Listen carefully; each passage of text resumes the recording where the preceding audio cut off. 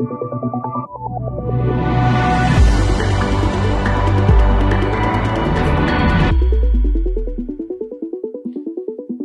à tous, merci d'être avec nous aujourd'hui pour cette table ronde qui se tient dans le cadre d'App Innovation 2021. Aujourd'hui, nous allons évoquer avec nos invités la manière dont une entreprise, un client qui est avec nous sur ce plateau, s'appuie sur la solution d'Insideboard, Coach, pour se transformer. Pour évoquer cela, j'ai avec moi aujourd'hui deux invités. Donc, je vais commencer par le premier, Michael Bintolila, CEO et cofondateur d'Insideboard. Michael, bonjour. Bonjour. Et j'ai également le client, Pascal Fourmaja, qui est directeur du programme Clear, dont on va parler d'ici quelques minutes, au sein du groupe Covea, mais surtout pour la structure MMA Assurance. Pascal, bonjour. Bonjour. Alors, j'aimerais qu'on commence justement, je le disais, par définir le programme Clear. Pascal, de quoi s'agit-il ? Alors, au sein de la compagnie d'assurance MMA, le programme Clear, c'est pour client entreprise au cœur de la relation. C'est un programme de transformation qui a été lancé en 2018 et dont l'objectif est d'engager la transformation du monde sur mesure du marché entreprise de MMA. Alors bien sûr, cette transformation, elle adresse plusieurs dimensions, plusieurs chantiers, mais notamment un chantier de refonte complète du tunnel de transformation de nos offres sur mesure et qui va se baser sur un nouvel outil d'offres sur mesure avec une solution Oracle, mais aussi sur la mise en place d'un nouveau CRM qui s'appuie sur la solution Salesforce. D'accord. Pour que je comprenne vraiment, l'idée, c'est de se doter d'un outil qui va permettre de proposer des offres vraiment plus précises pour différents types de clients. Exactement. D'accord. Parce que bien spécialisé dans le domaine de l'entreprise et le sur-mesure de l'entreprise. D'accord. Juste vraiment, encore une fois, pour comprendre, jusqu'à aujourd'hui, vous aviez un dispositif qui ne vous permettait pas d'être, en tout cas, qui demandait plus de travail, si j'ai bien compris, pour proposer des offres précises. C'était plus long, c'était plus fastidieux.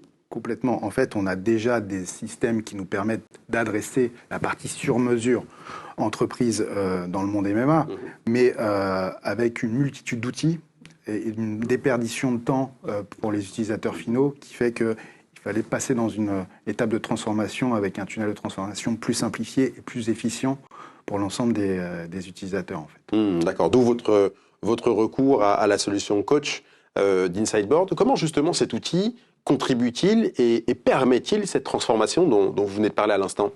Alors, clairement, Coach, la plateforme Insideboard collaborative, on l'a associé pour compléter en fait notre réponse à ce programme de transformation du sur-mesure pour plusieurs aspects, en fait.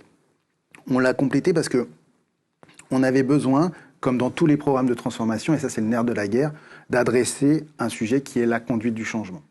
Et la conduite du changement, l'ancrage de nos fonctionnalités, de nos offres au travers des utilisateurs, l'ensemble de nos utilisateurs, ça passe par un axe de communication efficient. Et donc très vite, on a décidé d'associer cette plateforme collaborative Insideboard qu'on appelle Coach pour collaborer tous au changement. C'est ça que ça veut dire, le coach. Vous avez le sens du sigle. Exactement. On a brainstormé longtemps pour ça. Et donc voilà. Et c'est d'autant plus facile d'utilisation puisque c'est une plateforme qui est complètement intégrée à notre CRM Salesforce via un widget. Il y a des connecteurs qui se mettent en place. Donc voilà. C'est-à-dire ça, c'est pas de travail supplémentaire pour vous d'intégration. C'est dans la plateforme Salesforce. On a un enjeu de tunnel de transformation sans couture. Donc, encore une fois, de ne pas avoir 36 outils à différents endroits. Donc, la solution Insideboard intégrée à Salesforce était une solution qui était intéressante pour nous.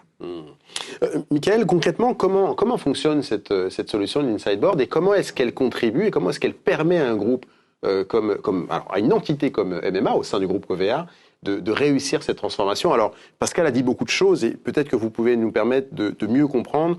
On a parlé de simplification, on a parlé d'efficacité. Comment justement cette structure-là, votre solution, permet à cette structure j'ai presque envie de dire, de cocher ces cases-là que je viens de mentionner, de simplicité et de rapidité? Alors, tout l'enjeu d'Insideboard, c'est de répondre aux enjeux multidimensionnels de la transformation menée par Pascal et ses équipes sur le programme Clear. Et un enjeu, c'est la simplicité. Donc, l'idée d'être une plateforme de plus, ça, Pascal, il n'en voulait pas. Donc, le premier point, c'est d'être complètement, comme il dit, sans couture, intégré dans l'univers du collaborateur, nouvel utilisateur de Clear, de MMA. Donc, premièrement, on est complètement intégré dans Salesforce. L'utilisateur donc, ne se rend pas compte qu'il est sur une nouvelle plateforme, mais en réalité, il est dans Salesforce, mais aussi dans Insideboard, et il va mener son expérience de conduite du changement, donc d'engagement, sur toutes les phases de la transformation. Pour le nouvel entrant, on va gérer l'onboarding du nouvel entrant. Pour celui qui est en phase où il doit, l'onboarding, ça veut dire prendre conscience du programme, comprendre de quoi il s'agit, mais aussi se former, donc avoir des mini-trainings qui lui permettent de monter à bord très rapidement et rejoindre l'équipe de tête des gens qui sont touchés par ce programme de la relation client. Et pour ceux qui sont déjà déployés, là, on n'est plus dans l'onboarding, on n'est plus dans le training du début. Là, il s'agit pour l'entreprise de renforcer, en fait, les Anglais parlent de reinforce, tout ce qui a été appris par le passé pour devenir plus performant. Et donc, une approche simplifiée pour gérer toutes les étapes de la conduite du changement qui sont en fait continues du fait des multi-communautés au sein d'une entreprise. Une plateforme unifiée dans l'environnement de Covea, donc pour l'utilisateur. Puis après, on a les petits secrets d'Insideboard qu'on est les seuls à faire. C'est-à-dire qu'on va s'appuyer sur toute la puissance en fait, de la viralité d'une communauté. On va l'aider à trouver sa trajectoire pour arriver au succès que le client veut. Et on va aussi répondre aux enjeux du client qui sont simplicité, ça on l'a dit, automatisation, parce que les équipes de Pascal ne peuvent pas passer leur temps à aller chercher le nouvel entrant, puis celui qui est déjà bien avancé sur sa transformation. Donc nous, on va industrialiser, grâce à l'intelligence artificielle, la montée à bord des personnes. Donc chacun va recevoir le bon contenu et le bon levier d'engagement au moment où il en a besoin, donc selon les étapes de sa transformation.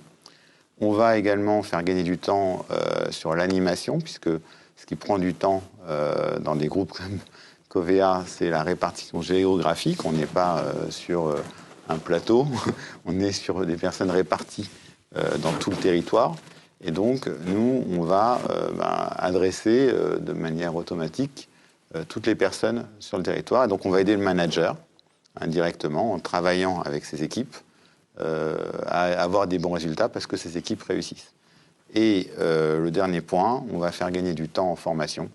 Donc, c'est de l'ordre de 30-40% en réalité de temps où on ne fait pas en présentiel, d'apprentissage continu, automatique. Et donc, la personne, en fait, va se retrouver engagée vers les résultats voulus par le client, parce que nous, ce qui nous drive, c'est le succès du client. Et puis après, la complexité dans les grands groupes, c'est gérer tous les différents personas, on va dire. C'est pas la même chose d'être en front client que être en back-office. Et donc, c'est pas la même chose non plus d'être un manager que d'être celui qui va gérer opérationnellement une relation client. Donc, on va gérer tous ces aspects-là dans la plateforme Insideboard et de manière automatisée. Quels sont les apports majeurs de cette plateforme ? Michael en a cité quelques-uns. Quels sont les apports majeurs de cette plateforme pour vous en termes opérationnels, en termes organisationnels ? Et comment est-ce que justement, et ça j'aimerais une réponse sur un élément qu'a apporté Michael et qu'il a évoqué, sur le fait justement que ce n'est pas une plateforme en plus, c'est quelque chose qui va enrichir finalement l'expérience des collaborateurs, qui va permettre, et des managers d'ailleurs, qui va leur permettre d'aller plus vite, de se former plus vite, indépendamment de l'endroit où ils sont sur le territoire. Comment justement les gens l'ont vécu ? Comment est-ce que les équipes le vivent au quotidien ? Et justement, est-ce qu'eux aussi ils disent finalement que, ce que dit Michael à l'instant, que ce n'est pas une plateforme en plus, mais finalement voilà ce que ça nous apporte. Est-ce que vous avez ce retour des équipes et quels sont les bénéfices de manière générale ? les bénéfices, ils sont multiples, mais déjà, ce que je voudrais dire, c'est que même si au démarrage, il a fallu que ça prenne auprès de nos utilisateurs l'utilisation de cette plateforme, même si elle est très bien intégrée à notre CRM, forcément, au fur et à mesure du temps, c'est quand même devenu cette plateforme notre principal canal de communication sur le projet. Il y a plusieurs atouts qu'elle apporte. Le premier atout, ça a été de nous permettre, nous, équipe projet, programme, de communiquer très simplement, directement avec l'ensemble des parties prenantes de cette transformation du sur-mesure. Bien sûr, les équipes parties prenantes de la construction de cette transformation, mais pour tous nos utilisateurs aussi finaux. Et ça, c'est important. Communiquer comment? En mettant à disposition de la communication transverse sur le programme, bien sûr, mais aussi des guides utilisateurs pour les fonctionnalités qu'on délivre de façon régulière, puisqu'on est en mode agile, et donc c'est un delivery qui est itératif, des bonnes pratiques. On a mis en place, on en a parlé un petit peu tout à l'heure, des indicateurs de suivi, d'appropriation au travers de la plateforme. Donc voilà, donc ça c'est vraiment l'aspect communication entre équipe projet et utilisateurs finaux. Ça c'est vraiment un des points positifs qu'on a mis en place très, très rapidement. Deuxième point, on en a parlé aussi, je vais faire un peu de répétition, mais ça complète cette plateforme notre offre de formation. Bien sûr qu'on a des formations dédiées, toutes nos offres sur mesure, nos fonctionnements, nos process, et ça c'est une grosse organisation aussi. Mais avec cette plateforme-là, on y rajoute des mini-parcours de formation sur les évolutions, les fonctionnalités qui arrivent au fur et à mesure. Et donc, nos utilisateurs peuvent s'entraîner sur la plateforme à bien appréhender ces nouvelles fonctionnalités qui arrivent au cours du programme. Ça fait des points d'étape, en fait. Donc, c'est intéressant d'avoir ces points d'étape-là dans un volume de formation qui peut parfois être important sur un programme. Exactement. Et puis, certaines fois, il y a besoin de s'entraîner sur des fonctionnalités qui ne sont pas simples. Le monde du sur-mesure, c'est quand même un sujet compliqué, avec beaucoup de spécificités. Donc, voilà. Donc, ça nous permet aussi, alors je continue, d'avoir un référentiel documentaire, en fait, finalement, de tout ça. Et puis, bientôt, des communautés, et déjà des communautés, mais encore plus avec les prochaines versions. Mais voilà. Et puis, ça nous a permis aussi, parce que là, j'ai parlé de la communication entre le projet et puis les utilisateurs, puis les mini-formations, mais aussi, c'est une plateforme collaborative. L'objectif, c'était que les utilisateurs discutent entre eux, se partagent aussi des bonnes pratiques, c'est ce qui se passe. Parce que voilà, parce que ça, vous n'avez pas eu besoin de le forcer. C'est-à-dire que finalement, naturellement, les gens comprennent tout l'usage qu'ils peuvent en tirer, et puis ils partagent entre eux, sans que vous ayez besoin de dire, bon, voilà, il y a un moment où vous devez partager, ainsi de suite. Alors, on a amorcé un petit peu ce phénomène parce qu'on a mis en place des ambassadeurs, des communautés d'ambassadeurs avec les différentes directions qui sont concernées par cette transformation. Mais effectivement, maintenant, ça prend. Et il y a de l'échange au travers de la plateforme, presque sans passer par les équipes projet. Donc, c'est ça qui est intéressant aussi. C'est très intéressant.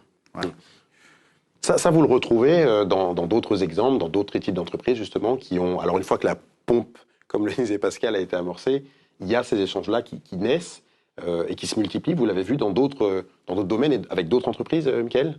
Oui, on le retrouve systématiquement et on arrive à ce résultat d'une conduite du changement collaborative, en fait, qui est désirée et qui est plus subie par les collaborateurs. On retrouve systématiquement ce temps gagné parce que comme on est une plateforme par les équipes projet, on est une plateforme, du coup, ça permet de déployer juste en appuyant sur un bouton, effectivement, la communication qu'on veut faire, une communication ciblée, puisque dans InSideboard, elle est toujours dans le contexte du collaborateur, parce qu'elle est associée souvent à des KPI, des indicateurs de succès, qui sont ce que veut le client au moment où il le veut. Donc, par exemple, Pascal disait des indicateurs d'appropriation.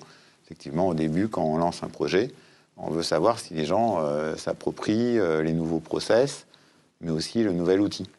Donc, l'indicateur d'appropriation, au-delà de dire voilà ce qu'on attend de toi, il est associé à des contenus et des leviers d'engagement. Donc, si on n'arrive pas à atteindre un niveau d'indicateur souhaité, la plateforme va notifier le collaborateur d'un contenu qui peut l'intéresser. Mais il y a aussi les ambassadeurs qui sont aussi animés dans la plateforme, qui eux vont dire ah, tiens là cet indicateur est peut-être pas assez élevé, et c'est là où le système devient viral, et donc l'ambassadeur prend en main en fait le relais de l'équipe projet pour animer sa communauté locale ou transverse afin de booster un indicateur de succès attendu par le client. Donc ça, on le retrouve chez tous les clients. on retrouve cette problématique de référentiel qui est clé, parce que on n'est pas sur une entreprise de 100 personnes. On est sur des milliers de personnes.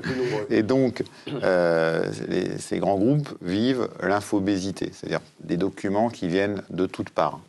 Or, l'enjeu du client, c'est que sa transformation, dans le cas présent sur le programme Clear, soit un succès, que le contenu pour ce programme soit un succès, et compris et lu, malgré tout ce qui existe dans l'entreprise. Donc ça permet vraiment de gérer cette infobésité en disant, écoutez, pour notre transformation, ça se passe ici, ça se passe autour de votre Salesforce, dans le même environnement, donc on va retrouver son contenu, ses leviers de formation, mais aussi ses ambassadeurs, donc les gens qui vont nous aider à devenir meilleurs demain pour l'entreprise. On a traversé et on traverse encore aujourd'hui une époque compliquée, la pandémie n'est pas complètement finie, vous avez été, comme de nombreuses organisations, vous avez dû mettre en place du télétravail, vous avez surtout continué le programme Clear, parce que la pandémie n'a pas constitué un temps d'arrêt pour vous, vous l'avez poursuivi. Quel levier vous avez réussi justement à activer pour maintenir je n'ai même pas envie de dire la faisabilité, mais pour maintenir ce programme, d'une part, et est-ce que ce programme vous a également aidé à commencer à vous projeter dans... alors on parle de Future of Work, on parle de nouvelles organisations du travail. Comment est-ce que vous avez mené ces deux combats-là de front à travers le programme Clear, Pascal? Bon, tout d'abord, déjà, c'est vrai que ce contexte sanitaire et le fait qu'on s'est tous mis à travailler en distanciel encore plus qu'auparavant, je dis encore plus parce qu'on est dans un gros programme de transformation dispatché, comme tu disais, comme vous le disiez tout à l'heure, sur l'ensemble des régions et des sites du programme.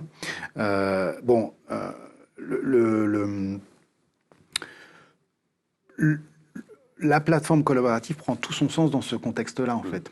On est à distance, on travaille de façon moins efficace, et même si globalement, on s'en est plutôt bien sorti, et tout le monde s'est plutôt bien adapté à ce mode de travail à distance, là, la plateforme coach nous a permis effectivement de renforcer un petit peu cet échange direct entre les différents acteurs. Et en plus, nous, ce qu'on a fait, en fait, dans le cadre de ce contexte, c'est de mettre en place un petit peu des petits sujets, des petits KIC, par exemple. KIC, on parlait d'indicateurs de succès. Ben voilà, on met en place des KIC pour un peu donner d'émulation auprès de nos utilisateurs pour qu'ils s'impliquent un petit peu plus au travers de la plateforme. Surtout pour qu'ils voient qu'ils ne travaillent pas pour rien, qu'il y a un vrai objectif derrière. Exactement, on a des objectifs avec ces indicateurs, et puis il y a une espèce de petite compétition qui se met en place entre les différentes équipes. On a mis en place des petits challenges, parce que c'est possible aussi de mettre en place des challenges entre les différentes directions régionales qui sont impliquées dans cette transformation. Et donc voilà, ça prend et ça crée forcément du lien qui disparaît dans le contexte sanitaire. Mais là, globalement, on revient un petit peu dans un mode un peu plus normal, même si on reste encore en télétravail à distance partiellement.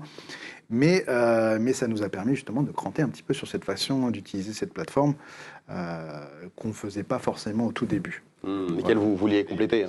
La gamification ont été lancées pendant cette période-là, alors qu'au début, le groupe disait, est-ce que ça va marcher? On se posait la question. Oui, ça a marché. Finalement, ça a marché. Michael, comment les autres clients ont-ils réagi à cette pandémie? Là, on a le cas avec l'organisation de Pascal, d'une organisation, alors je ne vais pas dire que tout était parfait, mais vous avez réussi à rester debout, vous avez maintenu la viabilité de vos programmes. D'autres organisations n'ont pas réagi comme la vôtre, ils ont dû peut-être arrêter des programmes, ils ont dû remettre beaucoup de choses à plat. Le télétravail lui-même a constitué un vrai défi pour de très nombreuses organisations. Comment vos clients ont-ils géré cela et comment votre plateforme, notamment, peut avoir constitué justement un outil qui les a aidés et qui les aide encore aujourd'hui à je ne vais pas dire survivre, mais en tout cas à traverser et rester debout, je dirais, au cours de cette période? Oui, on va rester modeste, même si les transformations engagées par nos clients engagent la survie des entreprises. C'est-à-dire que si elles ne sont pas un succès, et donc la pandémie pouvait enrayer ce succès. Donc nous, ce qu'on a eu, c'est qu'on a eu une période extrêmement intense. Donc côté déjà entreprise, on a fait une levée de fonds de 25 millions d'euros en pleine pandémie, le 29 avril 2020. Donc la pandémie n'a rien empêché de ce côté. Au contraire, elle a dit, il y a encore plus besoin d'animer à distance. Les clients avec qui on était, les grands groupes, avec qui on travaille. Donc, je ne vais pas citer des concurrents, bien entendu, mais Stellantis ou des Adecco ou des grandes entreprises comme EDF ont toutes finalement eu besoin à un moment donné de créer ce lien à distance, mais sur d'autres enjeux, parce qu'il n'y avait plus de clients en facing pendant un moment, sur d'autres enjeux que uniquement la transformation de la relation client. Mais en même temps, il fallait que les gens restent alertes de ce qui allait arriver. Donc, ils ont demandé, effectivement, la plateforme s'est adaptée pour changer un tout petit peu, ça c'est l'agilité de la plateforme, à travers les indicateurs. C'est-à-dire qu'on a des équipes, au lieu de les animer à un moment donné sur l'adoption d'un outil, on va les animer sur les nouveaux enjeux qui arrivent, le besoin de collaborer. On va en profiter pour passer un peu plus de temps pour creuser un sujet autour de la relation client, parce que le temps que les clients en reviennent. On va lancer des formations full distancielles. Là, pour le coup, l'outil Insideboard a été utilisé en complément d'outils comme avec Engie sur Salesforce, avec MyTrailhead, avec des outils de user guide comme WalkMe. On a fait du full e-learning, on va dire. Et la solution, ce qui est bien avec Insideboard, c'est que c'est pas juste, c'est plus du mini quiz, nous. Ça valide des acquis. Et puis après, le LMS, il est ailleurs. Le user guide, c'est pas nous. Donc le client va pouvoir utiliser tous ces outils à disposition dans son entreprise en gardant une expérience utilisateur unifiée. Et surtout, ce qu'on a appris, moi, et c'est pour ça que Pascal l'a dit, on sort une nouvelle fonctionnalité qui est la communauté, je vais en parler tout à l'heure. C'est que dans cette pandémie, l'homme, on s'est vraiment aperçu de ça, c'est un animal social. C'est-à-dire qu'on ne peut pas rester seul. Donc le télétravail, ça marche, mais la limite, c'est qu'on ne peut pas rester toute la journée seul chez soi, il faut un contact quelle que soit la taille de son appartement ou de sa maison de campagne. On a besoin de collaborer. Donc, oui, il y a une nouvelle façon de travailler et elle va être durable. Donc, on est obligé de se poser cette question. Le télétravail, on ne va pas revenir en arrière comme ça. Et donc, faut avoir la capacité d'être agile, d'avoir des outils qui donnent confiance au collaborateur, qui lui permet de créer son sentiment d'appartenance. Parce que la recherche de performance est aujourd'hui associée à la recherche de bien-être pour le collaborateur et donc pour l'entreprise de créer un lien aussi d'appartenance avec son employé. Donc ça, c'est assez nouveau. L'appartenance était naturelle. Maintenant, on sait qu'on doit faire un effort supplémentaire dessus. Et donc, nous, on a introduit la notion de communauté qui vient juste enrichir, finalement, l'expérience qu'on avait en tant qu'employé, mais au sein de ces communautés de métiers ou de projets. Il nous reste encore quelques minutes et j'ai 2 dernières questions. Une question pour vous, Pascal. Quel conseil, 1 ou 2 conseils, donneriez-vous à des entreprises qui, comme la vôtre, se lancent dans un chantier de réorganisation, soit de la relation client ou d'autres d'ailleurs, mais à une échelle comme vous êtes en train de le mener? 1 ou 2 conseils qui, pour vous, sont absolument essentiels pour la conduite et surtout la réussite de ce type de projet.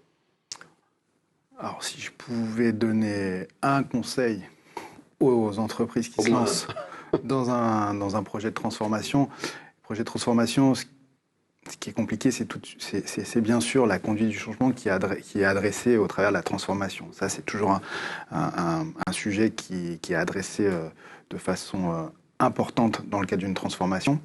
Et moi, le seul conseil que je dirais, c'est que c'est généralement une étape qu'on adresse plutôt sur la fin ou en cours de programme. Finalement, moi, je pense que c'est vraiment un sujet qu'il faut adresser dès le début d'un programme de transformation parce que ça permet de mettre à niveau tous les utilisateurs, toutes les parties prenantes d'un projet et de créer tout de suite une émulation et une collaboration qui va forcément perdurer dans le temps. Et c'est le seul conseil que je pourrais dire. Et du coup, mettre en place une plateforme collaborative pour adresser justement cette conduite du changement dès le début, dès le démarrage d'un projet, je pense que c'est le conseil que je pourrais donner à d'autres entreprises qui se lancent dans des transformations. D'accord, donc je le redis, et je répète ce que vous disiez, c'est vraiment la conduite du changement qui pour vous est primordial, essentiel à mettre vraiment en avant dès le début d'un projet. C'est un des sujets, hein. Bien sûr, il y en a plein d'autres, mais au niveau collaboratif, je pense que la conduite du changement, c'est vraiment quelque chose qui est attendu trop tard, qui est engagé trop tard dans un processus de transformation.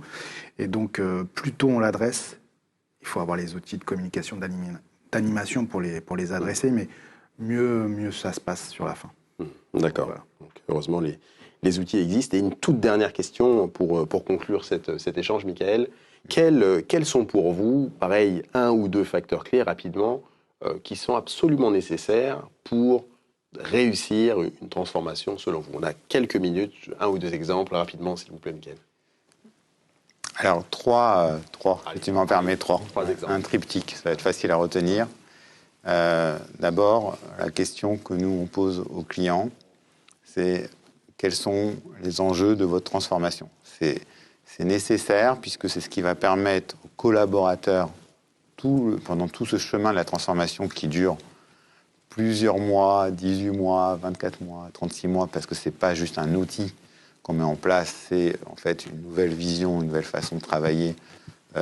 Et donc le collaborateur doit juste comprendre pourquoi on lui demande de se former, de maîtriser un nouvel outil, de changer ses habitudes de travail. Donc si déjà ce point-là n'est pas défini ni diffusé, et donc diffusé y compris 18 mois après pour les nouveaux entrants, donc ça c'est vraiment un point clé. Ensuite, pour que ça soit concret pour un client, il faut définir des KPI de succès de ce succès. Donc c'est un succès, et en face, un succès mesurable. Voilà, ça, c'est vraiment le point clé. Et troisièmement, des communautés, puisque change starts with people, mais c'est pas suffisant. Donc aussi les mettre au sein de communautés qui sont les communautés de métier. Et ensuite, parce qu'on a tout simplement les goals, les people, la communauté, faire marcher, donc ça c'est ce que fait InSightBoard, l'intelligence artificielle, qui a une vraie aide aujourd'hui pour faciliter, industrialiser, automatiser, donner le bon contenu à la bonne personne quand elle en a besoin dans sa conduite du changement, donner le bon levier d'engagement à la bonne personne quand elle en a besoin dans sa période de conduite du changement. Et ça fait très simplement, finalement, une transformation réussie.